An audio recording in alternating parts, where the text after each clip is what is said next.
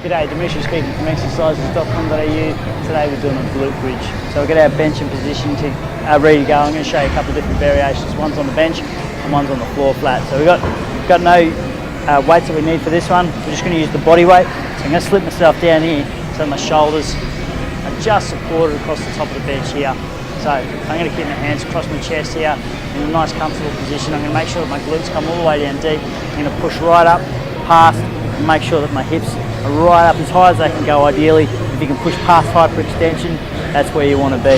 Hold it for 1 second, squeeze the glutes, squeeze the hammies, and you're going to come all the way back down again. So we are activating our glutes, we are activating the transverse abdominis, which is the lower muscles around our spine, our 4, our 5 area, and we're also really incorporating a bit of hamstring and a bit of calf and even a little bit of quad as well. So we're working a lot of leg muscles here, but squeezing at the top in an isometric hold really locks up our lower muscles here and right down through our core, right down our transverse abdominis, our glutes nice and deep, and then really squeezing tight at the top, locking it all in nice and tight.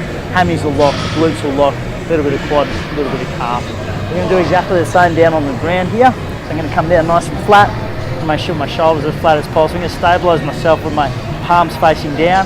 We do exactly the same movement, pushing up nice and high, really squeezing my glutes, locking that into position. Ideally, if you can get past into a hyperextension, that's where you want to be. Come all the way down, making sure that that back touches the ground, relax, and then engage again. The first thing I'm going to do is roll that pelvis back towards my torso, so I'm locking in those muscles. Try to keep your feet straight, nice straight body posture, nice and locked on as tight as you can. Ideally, if you can even turn those toes in, you're going to really make sure that those lower muscles, those lower ab muscles really engage and do the work.